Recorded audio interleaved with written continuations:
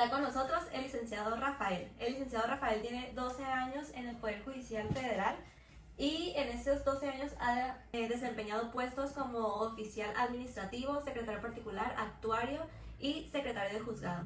El día de hoy el licenciado nos va a hablar de un tema muy importante que pues nos tiene que importar a todos los mexicanos. El día 31 de diciembre se reformó la Constitución para agregar más delitos que pueden ser motivo de prisión preventiva oficiosa. Licenciado, ¿cómo está? Muy bien, Yaneli. Me da mucho gusto. Gracias, bienvenidos.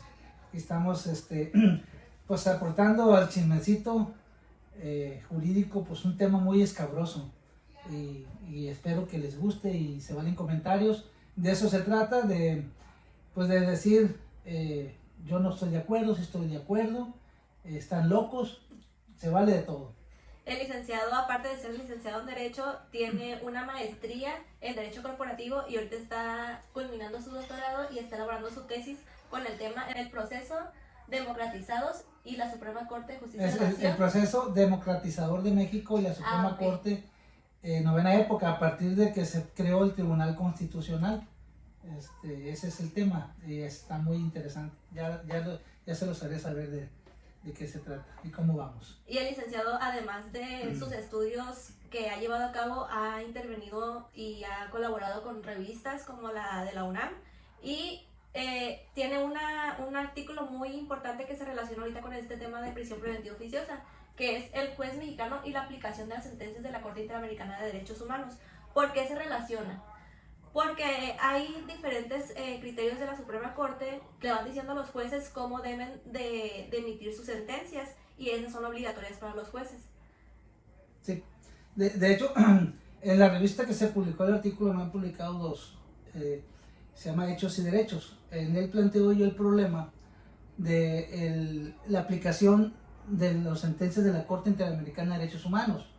En el caso, hay un antecedente del caso Radilla Pacheco, donde el Estado mexicano fue condenado en esa desaparición forzada, ¿no? Entonces la Corte lo que hace, que crea se llama Varios 912, donde establece los lineamientos, precisamente porque a raíz de esa condena reforma la Constitución y se crean, pues, la Constitución reconoce los derechos humanos. Entonces, a partir de ahí la Corte implementa unas guías, directrices, para ver cómo se debe de analizar y estudiar los casos analizando precisamente los derechos humanos. Y, pues, ¿qué tienen que ver los derechos humanos aquí en la prisión preventiva? A lo mejor nosotros vamos a quererlo explicar de la manera más sencilla y les agradeceríamos mucho sus comentarios. Si tienen alguna duda, lo podremos tomar más adelante. Y aunque les parezca algo que a lo mejor vamos a hablar de por ejemplo, la sentencia de Varios 912 y otros criterios, y a lo mejor les va a parecer que es algo enredoso, pero es algo que nos puede interesar a todos. Podrías decir, yo no soy un delincuente, yo nunca voy a necesitar que me apliquen la prisión preventiva oficiosa, o no voy a necesitar defenderme sobre esa prisión preventiva oficiosa. Pero estas obligaciones de los jueces de fallar conforme a la jurisprudencia de la Suprema Corte y de la jurisprudencia y de los criterios de la Corte Interamericana de Derechos Humanos puede traer un escenario catastrófico para México. ¿Por qué? Porque económicamente también se pueden condenar al Estado mexicano porque está incumpliendo con una sentencia de la Corte Interamericana de Derechos Humanos. El licenciado en su capítulo menciona la principal sentencia, que es el de Varios 912-2010, que en ese criterio se estimó que el Estado mexicano, todas las personas que forman parte de alguna dependencia pública deben de poner como prioritariamente los derechos humanos. Es correcto. Mira, en ese Varios 912 nacen unas figuras que se llaman el control de convencionalidad y control de constitucionalidad. ¿A qué voy? El control de constitucionalidad lo hacen los jueces federales atendiendo a lo que establece la Constitución y también a lo que establece la Convención, ¿no? Una convención es un tratado internacional referente a derechos humanos. Luego, la Corte dijo que todos los asuntos donde el Estado mexicano haya sido condenado eran vinculantes para el Estado. Posteriormente, analizando, dijeron que no, que cualquier sentencia emitida por la Corte Interamericana era de aplicación obligatoria para México. Y hablando del Estado mexicano, no nada más me refiero al Poder Judicial, porque se condena al Estado tanto al Poder Ejecutivo, al Poder Legislativo y por lógico al Judicial. Cada uno en esas sentencias, la Corte da directrices qué es lo que tiene que hacer cada uno, ¿no? En el caso de la prisión preventiva, es sumamente importante conocer por qué la prisión preventiva. Hay prisión preventiva, la Constitución, el artículo 19 establece la prisión preventiva justificada, es decir, el Ministerio Público tiene que justificar por qué razón vas a permanecer en prisión preventiva. No es una pena, no es una pena de prisión, que es otro tema, es otro concepto. Es decir, en el nuevo sistema, el sistema penal acusatorio, nosotros llamamos un nuevo sistema penal acusatorio, a raíz de los derechos humanos, se dijo que todas las personas son inocentes hasta en tanto no se demostrara lo contrario. Y hay una frase ahí, más allá de toda duda, ¿no? De toda duda razonable. Pues bien, la prisión preventiva garantiza la presencia del imputado o de la persona imputada en el proceso, es decir, para que no se escabulla o se vaya o no se presente. Por eso es la prisión preventiva. Pero aquí el detalle es que la Constitución también dice que puede ser de manera oficiosa y establece ciertos delitos por los cuales puedas merecer la prisión preventiva para garantizar precisamente tu presencia durante el proceso penal. Y esto de ninguna forma se puede interpretar como se van a liberar delincuentes. ¿Por qué? Porque aún las personas no tienen una sentencia. Y algo que platicaba yo con los muchachos de las horas de seguridad, ahí yo les estaba explicando lo que era la prisión preventiva oficiosa y eso, y me decían, no, pues es que todavía hasta este momento, es que para eso están las pruebas. Si me llegan a agarrar a mí, pues ellos se ponen en el supuesto de que sí podían tener, porque solamente se ocupa que alguien te señale para que se pueda iniciar un procedimiento, porque cuando se hace autovinculación al proceso solamente se requieren indicios. Datos que hagan probable la responsabilidad de la persona en la comisión del hecho que la ley señala como delito. Pero aquí tocas una cosa muy importante, porque dice la Constitución, establece ciertos delitos que solamente con señalarte esos delitos y con la expectativa de que se haya cometido un hecho, por ejemplo, el homicidio, delito contra la salud, delito contra la salud, ¿verdad? O simplemente por delincuencia organizada. La violación. O violación. Entonces, te señalan por ese simple hecho y ya el juez estaba obligado por la Constitución a someterte a una prisión oficiosa. Oficiosa es que sí o sí vas a estar preso. Perdón, me equivoqué. Preso es otro tema. Prisión preventiva. ¿Sí? Lo previenes para que no se vaya dentro del proceso. Entonces, con el simple hecho de hacerte la imputación sobre esos delitos, el juez está obligado. ¿Sí? Pero ¿qué pasó con la sentencia de la Corte Interamericana de Derechos Humanos? La Corte dijo, en el caso Rodríguez y otros, se me hace que es Rodríguez y otros, condenó al Estado mexicano para que eliminaran de la Constitución la prisión preventiva oficiosa y se quedara solamente la prisión justificada. Es decir, el Ministerio Público tendrá sí o sí que justificar por qué razón debe de permanecer en prisión la persona. Esa es la condena. Entonces, por un lado, hay obligaciones del Poder Legislativo de modificar la Constitución en ese sentido. Pero ¿qué vemos actualmente?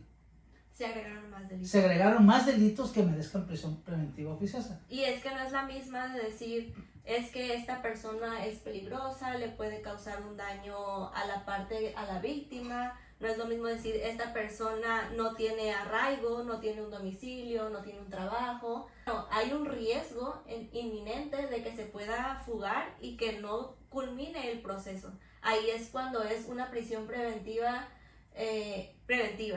Y cuando es oficiosa, entonces decimos, ya, por el simple hecho de que cometiste el delito de homicidio, de violación, de feminicidio, por el simple hecho de que cometas ese delito, ya tú vas a ir a la cárcel. Sí, pero no es cometer, que se presuma. Que se presuma. Que se presuma, se haya cometido ese hecho y que tú tengas las probables responsabilidades, porque acuérdate que el principio de presunción de inocencia, eso implica, o sea, se presume el hecho y que tú hayas participado en él.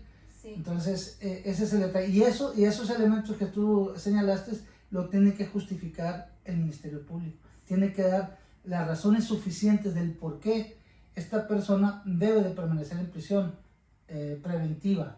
Y en este caso sería justificada. Pero aquí el detalle es que en la propia sentencia de la Corte le da lineamientos al juez mexicano para que inaplique la prisión preventiva oficiosa. ¿Qué crees que pasa? ¿O qué ha pasado? Ha pasado pues de que los jueces, cumpliendo con esa sentencia y haciendo un control de convencionalidad, en muchas ocasiones, no es ex oficio, no es de oficio ese análisis, sino que la persona que se ve afectada por la prisión preventiva oficiosa promueve un amparo y pide que la suspensión de ese acto, de esa prisión preventiva oficiosa, se retrotraiga, es decir, me quiten esta prisión y que el juez realice otra audiencia para que se le imponga otra medida cautelar, o bien el fiscal o el Ministerio Público justifique la prisión preventiva, valga la redundancia, justificada, ¿no?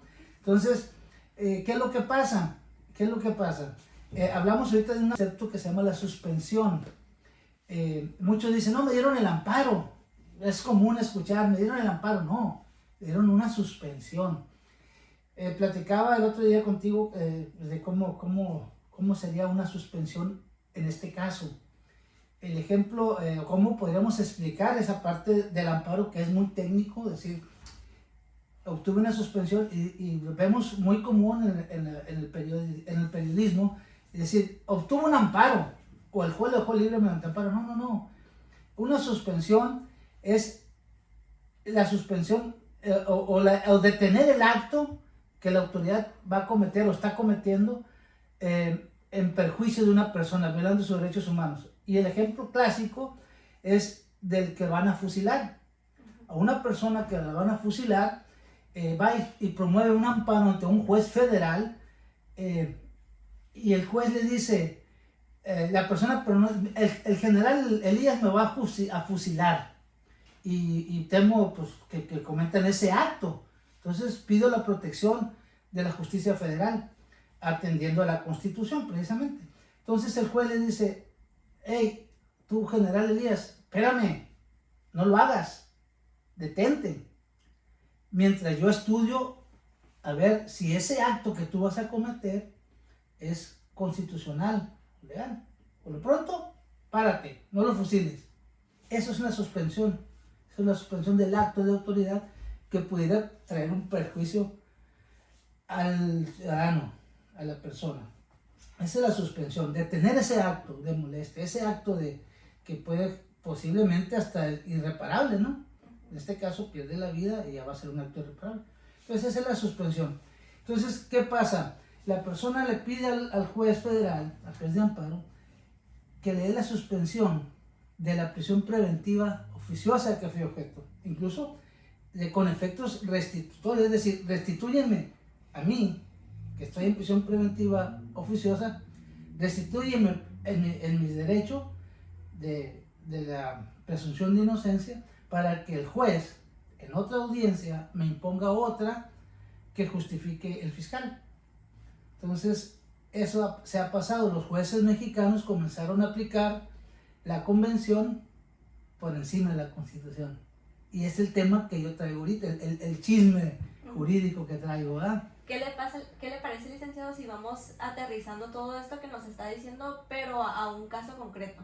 Y yo en este caso concreto quisiera hacer un comentario sobre una persona que yo conozco que, bueno, es una conocida, o sea, no es mi amiga ni nada. Y no voy a decir marcas, pero es una persona que yo conocí en algún momento. Yo, pues, desde que estaba en la prepa estaba trabajando en una dulcería y después me enteré, bueno, se acercaron a mí porque sabían que era abogada, que ahora soy abogada, y me comentaron este asunto. Lo que pasa que esta señora pues tenía a su nieto y el hijo, ella era pues mamá del papá del niño y tenía a su nuera. Entonces los papás del niño se separan y la muchacha acusa de violación a la abuela, o sea, la mamá del muchacho, porque le iban y le dejaban al niño para que lo cuidara y la acusan de violación, que porque el niño traía unas marcas y que no sé qué, le hicieron unos estudios al niño, ya, se armó una carpeta de investigación por violación en contra de la abuela. Y la violación es de prisión preventiva oficiosa. Entonces la señora en automático, como también lo hemos escuchado que lo dicen muchos juristas para que las personas tengan más como que más entendimiento sobre qué es prisión preventiva en automático. Aunque seas una persona que tiene un trabajo, aunque seas una persona que tiene su domicilio, que fácilmente le pueden aplicar una medida cautelar como de presentarse reiteradamente a una... periódicamente a firmar al juzgado. A juzgar de quitarle el pasaporte. Hay una serie de medidas cautelares. Y si ven que es una persona que trabaja, que nunca ha tenido otro delito, le pudieran decir, pues tú no presentas un riesgo para la víctima y tampoco tenemos algún señalamiento que nos diga que te puedes fugar de la justicia. Entonces te vamos a pedir que acudas, lo que ya dijimos ahorita. Entonces, en caso contrario, esto no le dijeron a la señora, ya la metieron directamente a la cárcel porque le dijeron pues que tenía una medida cautelar de prisión preventiva oficiosa, porque así lo marca la Constitución. La Constitución dice, estos delitos sí o sí te vas a la cárcel mientras se resuelva tu asunto. Y para iniciar el procedimiento, pues es lo que comentábamos ahorita, que solamente se ocupan indicios.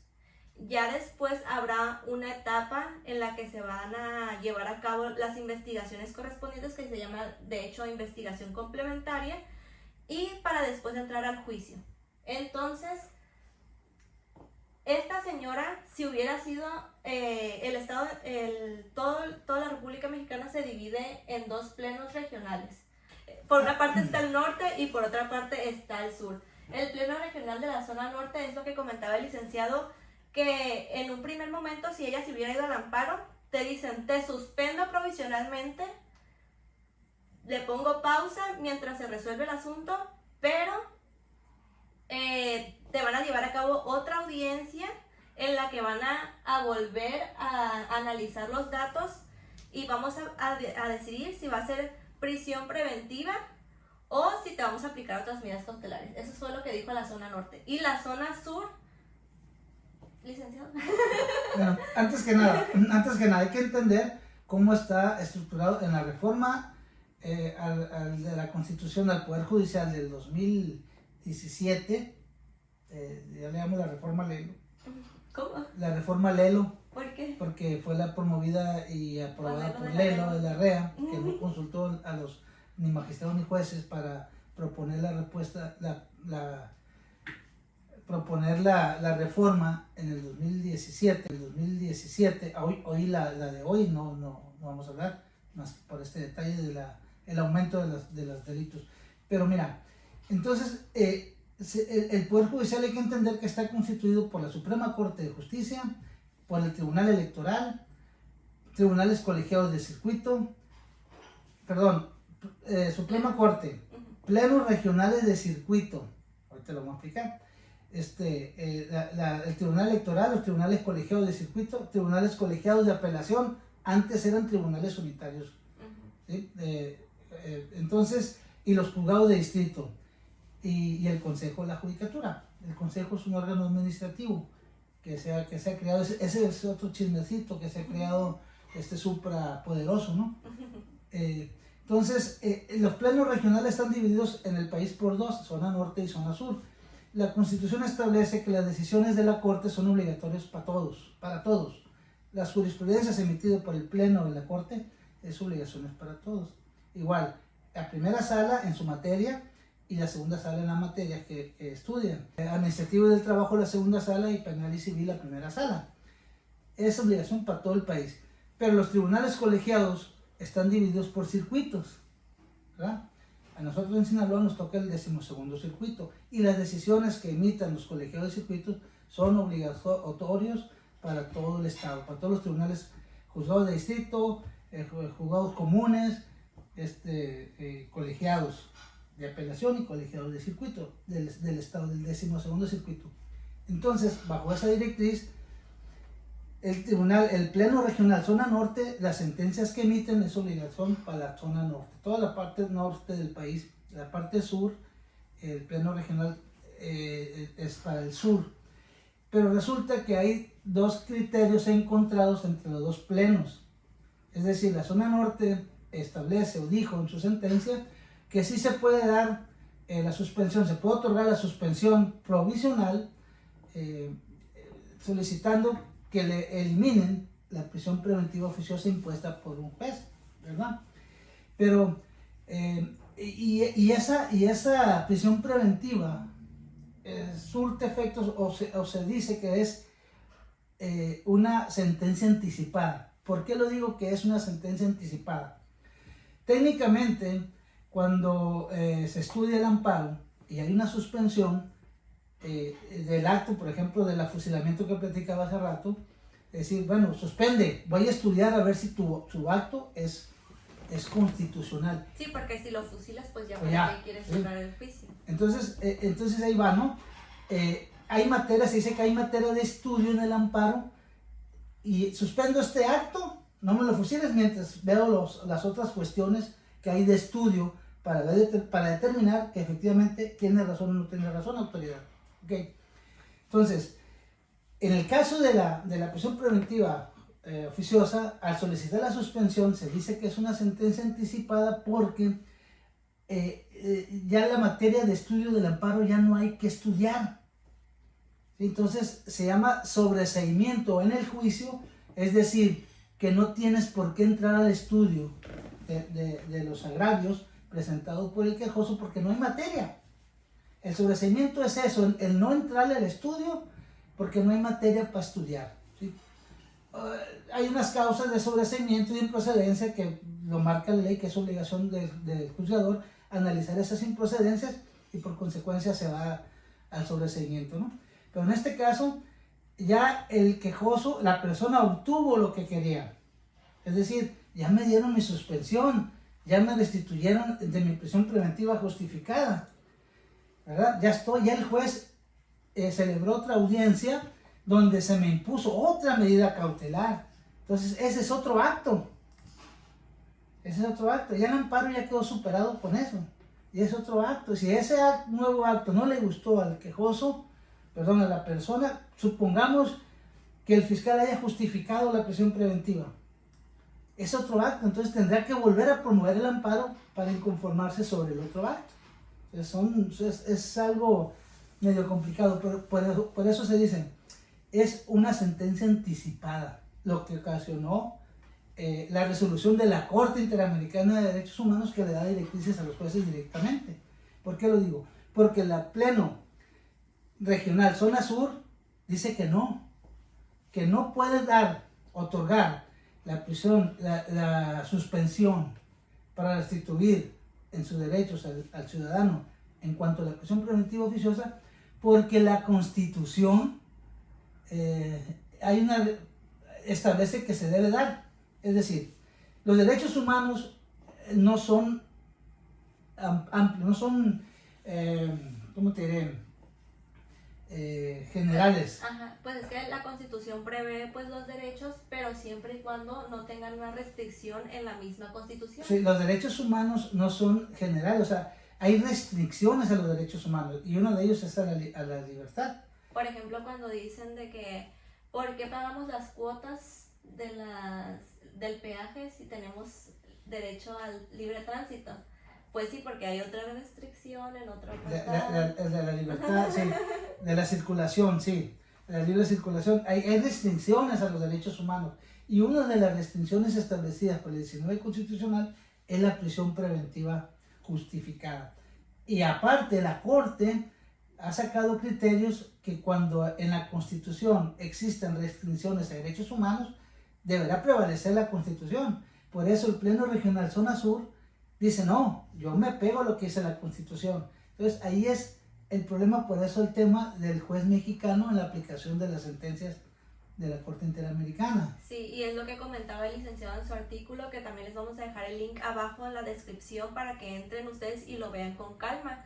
O sea, una parte de la sentencia de 912/2010 te dice, debes de proteger siempre los derechos humanos, todas las autoridades. Pero por otra parte, nos dicen otros criterios que también menciona ahí el licenciado, nos dicen siempre y cuando no haya una restricción en la Constitución. Es correcto. Entonces, volviendo al ejemplo de la señora, si por una parte, si pues ella reside en la zona norte, ella podría pedir que se le haga una revisión a su medida cautelar para que se le analice si ella puede llevar su procedimiento en libertad, siempre y cuando no presente un riesgo de fuga, no cause algún riesgo a la víctima. Pero si viviera en la zona sur dijo, no, yo en la suspensión provisional, si me promueven un amparo, yo provisionalmente no te voy a conceder que te analicen de nuevo la medida cautelar porque me apego a lo que dice la Constitución. Y los criterios de la Corte. Y los criterios de la Corte. Aquí hay algo muy importante que toca, Yanely. Mira, la importancia de la independencia y la autonomía del juzgador. Los jueces, cada uno de los jueces, hablábamos hace rato de cómo estaba integrada el Poder Judicial de la Federación. La Suprema Corte de Justicia no es el Poder Judicial, es parte del Poder Judicial, como lo es un juez. ¿Cuántos jueces hay en el país? Pues cada uno de ellos son autónomos e independientes y forman parte del Poder Judicial. Entonces, son libres de emitir sus sentencias. Por eso hay las contradicciones de jueces, tú dices que sí, tú dices que no. Entonces, cuando esas contradicciones suceden, entonces habría que ponerlo al superior. Yo no me gusta decir el superior jerárquico, ¿no? Porque no es jefe de uno ni otro, sino es el superior que analiza las sentencias emitidas por el juez inferior. Entonces ahí ya se soluciona el problema. En este caso, dos jueces, un tribunal colegiado o el pleno regional, son los que analizan y resuelven precisamente esa controversia entre dos jueces. Cuando hay dos controversias, que en el caso el Pleno Regional Zona Norte y el Pleno Regional Zona Sur tienen dos criterios contrarios sobre el mismo tema, entonces la Corte pues tiene la obligación de resolverlo y dar directrices. Ya está tardando, ¿no? Yo creo que ya no lo va a hacer. Y aquí yo ya he visto dos videos de dos jueces de control, que son los que llevan a cabo, los que imponen esta medida cautelar, y les voy a dejar el video al final de este video. Bueno, hay que entender el sistema penal acusatorio. Miren, le llaman, los teóricos pomposos le llaman la audiencia combo. ¿Por qué? Porque primero está, si es un detenido, está el control de la detención. El juez se llama juez de control constitucional. ¿Por qué? Porque él analiza que las autoridades que te detuvieron hayan cumplido con lo que establece la Constitución. Entonces, es el control de la detención. Si fue detenido legal o ilegalmente, se decreta en una misma audiencia, ¿no? Lleva horas. Se decreta la legal detención y pasan entonces a formular la imputación. ¿Sí? Imputación, ¿qué quiere decir? En palabras llanas, la acusación, que en materia penal esa acusación se da más adelante en el proceso, ¿no? Pero lo que un mortal dice, te acusaron de robo, ¿no? Por ejemplo. Entonces le imputaron a la persona un hecho que la ley señala el delito de robo y que hay la posibilidad de que lo cometió esta persona. Entonces ya se llevó la imputación. Y luego viene la vinculación a proceso. ¿Con qué? Con los datos datos de prueba que hagan posible la probabilidad de la persona lo haya cometido. Entonces no se necesita muchos datos. O sea, hay indicios y con eso. Entonces después de eso viene la etapa de la medida cautelar. ¿Sí? Entonces... Ya antes de cerrar la audiencia vamos a meditar medidas cautelares. Sí, antes de cerrar toda la audiencia combo, ¿no? Porque es el control de detención, imputación, vinculación y medidas cautelares. ¡Pum! Entonces dice el juez, de inicio, cuando viene el control de detención y los hechos, que narran los hechos y la imputación, ya ve el delito el juez. Dice, carajo, aquí el fiscal me dice que este delito, entonces este delito es de lo que meritan prisión preventiva oficiosa, y ahí se le impone en ese momento. O en automático. Sí, vámonos. Ahí está. Entonces ya se fue el control de la detención, la imputación, la vinculación y vienen las medidas cautelares. Ese proceso, esa medida cautelar impuesta de inicio, dura hasta ahí. ¿Sí? Hay que tener claro esto, hasta ahí. Porque viene otra parte que se llama revisión de medidas cautelares. Entonces el juez va a decir, bueno, justifícame o sigue vigente la que te impuse hace una hora, ¿verdad?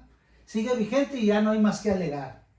O bien puede decir el juez, no, esta prisión ya con lo que vimos en la vinculación, la imputación y todo, y los datos de prueba que presentó la parte acusada, imputada, su defensor, entonces no es cierto lo que tú dices, fiscal. Entonces no te voy a imponer la oficiosa aquí, porque ya analizándolo, pues no, fíjate que no es ese delito, porque el juez tiene la capacidad, la obligación y facultades de reclasificarlo, ¿no? El delito. No, fíjate que no es ese delito. Entonces justifícame, ahí en esa parte me va a justificar el fiscal, y si no, le vamos a imponer otra. Pues ese es el proceso en esa parte, ¿no? De la audiencia inicial. Ya después viene la etapa de investigación, pero ahí lo importante es las medidas cautelares. Sí, y este juez que les comento, bueno, ya van 2 jueces que explican de que si bien yo tengo la obligación de acatar la restricción que viene en la Constitución, lo cierto es que también, y citan este caso, que es caso Opastle Tequile y otros contra México. Y en este caso le dijeron, no importa México, las restricciones que tengas en tu normativa, sino que tienes que acatar lo que dice la Corte Interamericana a la que tú te obligaste por voluntad propia.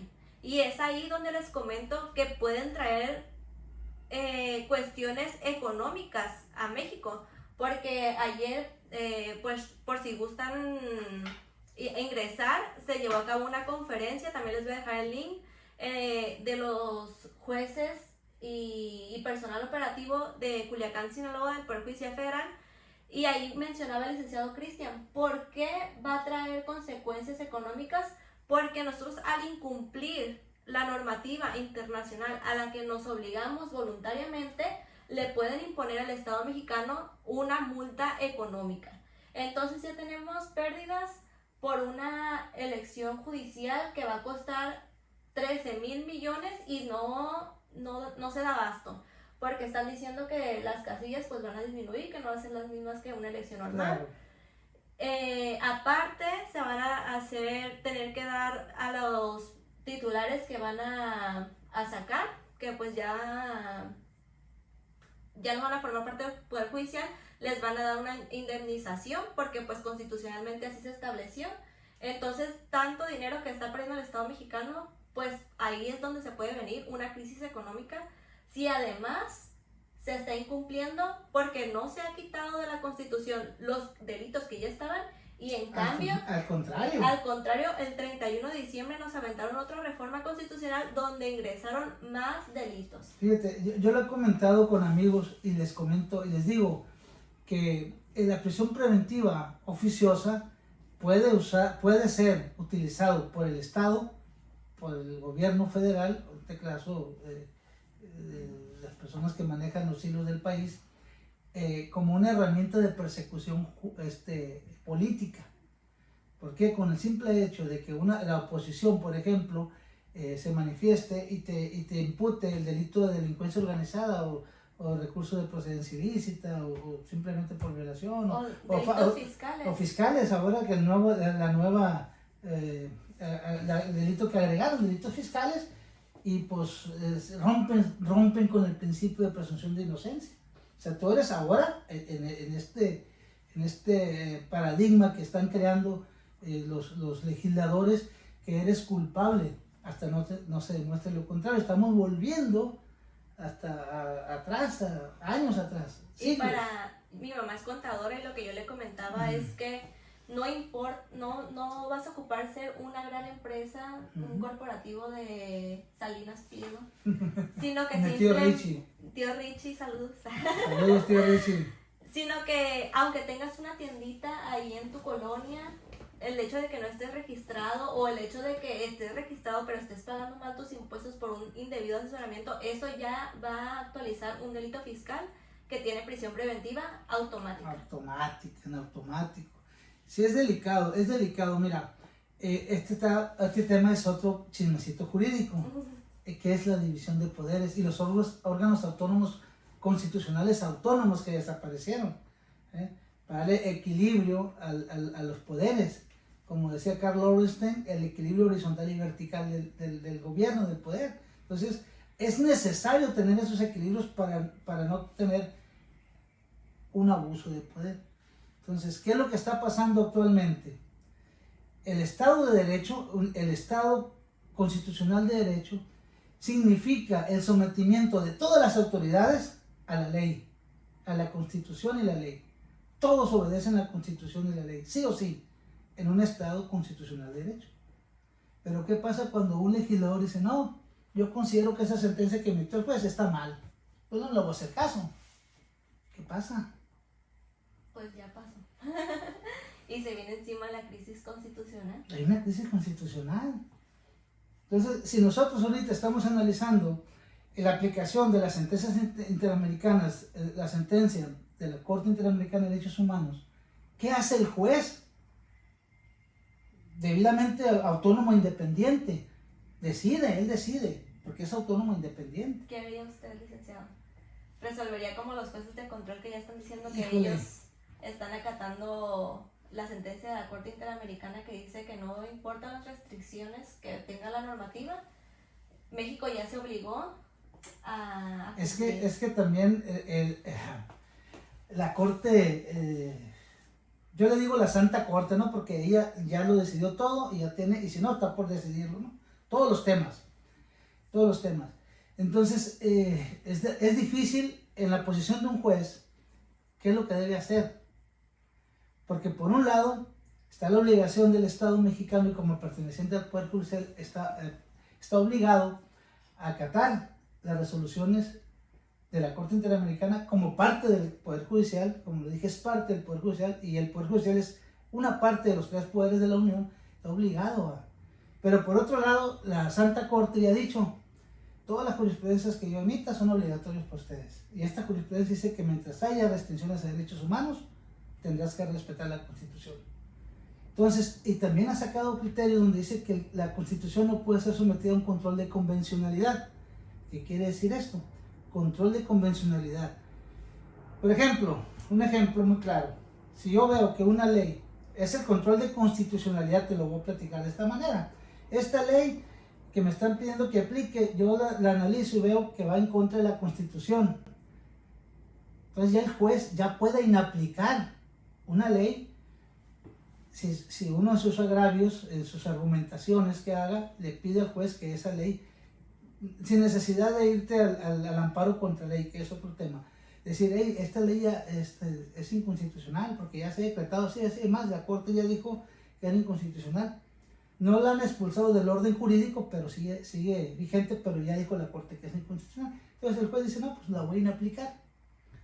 ¿Por qué? Porque la propia Constitución, la jurisprudencia me respalda, aunque no se haya expulsado del orden jurídico, ¿verdad? Porque hay un procedimiento, cuando una ley se declara inconstitucional, hay un procedimiento para expulsarla del orden jurídico.